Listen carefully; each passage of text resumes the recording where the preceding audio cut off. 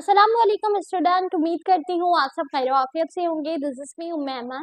Student, आज की video काफ़ी हेल्पफुल होने वाली है आप तमाम स्टूडेंट्स के लिए जो अपने बायोलॉजी एग्जाम की प्रिपरेशन कर रहे हैं। आज की इस वीडियो में हम डिस्कस करेंगे मोस्ट इम्पॉर्टेंट डायग्राम्स के बारे में जो कि आपके 12th बोर्ड एग्जाम में आ सकते हैं। ठीक है, अब इन डायग्राम्स को मैंने दोनों सेक्शन से लिया है, यानी आपके बॉटनी एग्जाम के लिए भी और जोलॉजी एग्जाम के लिए भी, यानी जोलॉजी के वो चैप्टर्स में से डायग्राम लिया है जो मोस्टली रिपीटेड पूछे जाते हैं। ठीक है, इसके अलावा बॉटनी के भी कुछ डायग्राम्स ऐसे हैं जो मोस्टली रिपीटेड पूछे जाते हैं। सही है, तो हम डिस्कस करते हैं कौन कौन सी डायग्राम है। अच्छा, सबसे पहले अगर हम देखें स्टूडेंट, तो हमारे पास ये जो डायग्राम है ना, ये आपसे किस तरह पूछी जाएंगी, आपसे लॉन्ग क्वेश्चन में पूछी जाएंगी। ठीक है, जो आपका लॉन्ग क्वेश्चन होगा सेक्शन सी का, उसमें आपसे ये डायग्राम पूछी जा सकती है कि जैसे explain the process and function of nephron, तो उसमें आपका ये भी दिया जा सकता है कि विद द लेबल डायग्राम। ठीक है, तरीके से आपको जो है ना क्वेश्चन में ही डायग्राम पूछे जा सकते हैं। इसके अलावा इंडिविजुअल डायग्राम भी पूछी जा सकती है, जैसे draw the label diagram of human brain. सही है, तो इस तरीके से सेक्शन सी के क्वेश्चन के साथ भी आ सकता है और इंडिविजुअल भी आ सकता है। सही, तो ये कुछ डायग्राम है, इनकी प्रैक्टिस आपने जरूर करनी है। सही स्टूडेंट, वो भी लेबल डायग्राम की।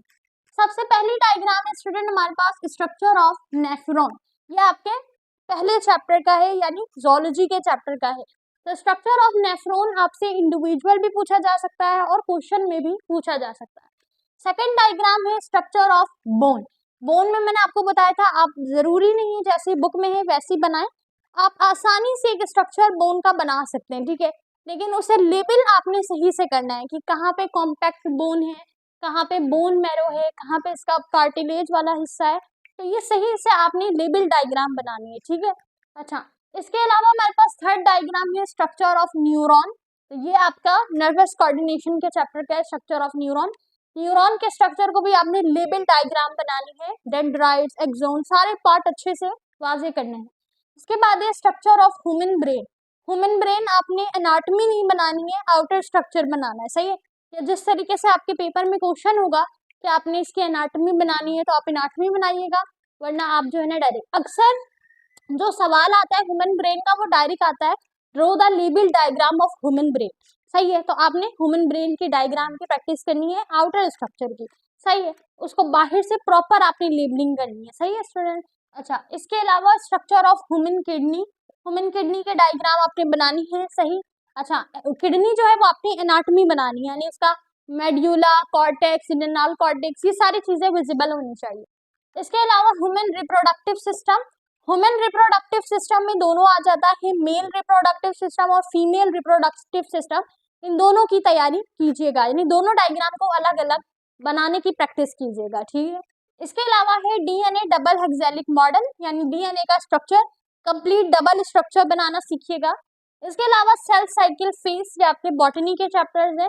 Structure of chromosomes, type of chromosomes की डायग्राम, ये आपसे क्वेश्चन में पूछा जाएगा। ठीक है, उसके अलावा ये डायग्राम मोस्ट इंपॉर्टेंट है, ultra structure of skeletal muscle fibre. Skeletal muscle fibre वाली जो डायग्राम है जिसमें इंटरनली मसल्स दिखाए गए हैं, स्केलेटल मसल के जो फाइबर्स हैं वो दिखाए गए, वो वाली डायग्राम की आपने प्रैक्टिस करनी है। डायग्राम आपकी बुक में है, ये जो अब तक मैंने डायग्राम्स बताई हैं ये सारे आपकी बुक्स में हैं। चाहे तो आप बुक में जो डायग्राम है उसकी प्रैक्टिस कर लो, या आप गूगल से आसान इमेज निकाल लो। ठीक है स्टूडेंट। अच्छा, नोट्स में भी आपको इमेजेस मिल जाएंगे। Cross barrier cycle of skeletal muscle, ये क्वेश्चन में पूछा जाएगा, ये डायग्राम भी इंपॉर्टेंट है। Mechanism of hormones action. सही है, अब ये वाला जो डायग्राम है ये बुक में नहीं है, लेकिन ये पेपर में आ सकता है। मैकेनिज्म ऑफ हार्मोन एक्शन का जो टॉपिक है, तो उसी टॉपिक के साथ ही ये डायग्राम आपसे पूछा जा सकता है कि आपने मैकेनिज्म बनाना है हार्मोन एक्शन का with the help of label diagram. तो आपने इसकी डायग्राम गूगल से निकालनी है, नोट्स में होगी, उससे आपने प्रैक्टिस करनी है। ठीक है स्टूडेंट, तो वो ये सारी वो डायग्राम है जो आपके 12th बोर्ड एग्जाम में पूछी जा सकती हैं सेक्शन सी के साथ। ठीक है स्टूडेंट, यानी लॉन्ग क्वेश्चन के साथ। सही है, तो इन डायग्राम्स की प्रैक्टिस जरूर कीजिएगा। मैंने कोई एक्स्ट्रा डायग्राम शामिल नहीं की है, बस वही शामिल की है जो मोस्टली पेपर में पूछी जा चुकी है। ठीक है, रमजान में चूंकि इतना ज्यादा याद नहीं करा जाता है, सही है, तो अब डायग्राम की प्रैक्टिस कर लेना। सही, तो इस तरह आप आराम से अपने सेक्शन सी लॉन्ग सवाल को अटेम्प्ट कर पाओगे। सही है, डायग्राम नीट एंड क्लीन बनानी है, ठीक है। लेबल डायग्राम की प्रैक्टिस कीजिएगा, एक एक चीज सही से लेबल कीजिएगा। अगर डायग्राम आपको पेपर में दी गई हो और सिर्फ लेबल पूछी जाए तो आप लिख सको, इसलिए लेबल डायग्राम की प्रैक्टिस कीजिएगा। स्टूडेंट डायग्राम की प्रैक्टिस तो अक्सर कर लेते हैं लेकिन उसके लेबलिंग पे फोकस नहीं करते हैं, तो आपने लेबलिंग पे फोकस जरूर करना है। एटलीस्ट जो जो इंपॉर्टेंट स्ट्रक्चर है उसकी लेबलिंग तो जरूर याद रखनी है, ठीक है स्टूडेंट। अच्छा, एक और चीज कोशिश कीजिएगा कि आपके डायग्राम की जो लेबलिंग हो ना वो एक तरफ हो, ठीक है स्टूडेंट। एक तरफ लेबलिंग होगी ना तो वो ज्यादा अच्छा लगेगा, अट्रैक्टिव लगेगा, सही और क्लियर भी होगा। तो नीट एंड क्लीन डायग्राम बनानी है, लेबल डायग्राम बनानी है। डायग्राम पेंसिल से ही बनाइएगा, ठीक है। और अगर जरूरत पड़े तो आपने ब्लैक पॉइंटर का इस्तेमाल करना है, यानी पहले अपने पेंसिल से ड्रॉ करके अच्छे से, फिर उसको आपने ब्लैक पॉइंटर से आप उसको वो कर सकते हैं, क्योंकि जो पेपर की क्वालिटी होती है वो इतनी अच्छी नहीं होती।